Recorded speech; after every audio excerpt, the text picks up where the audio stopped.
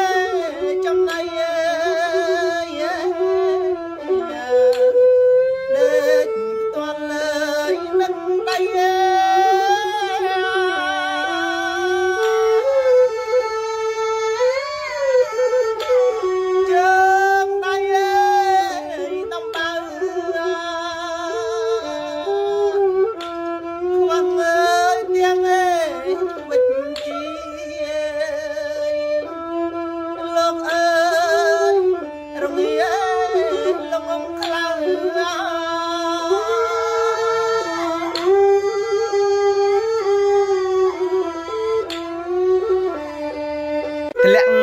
ក្នុងជ្រោះជ្រៅ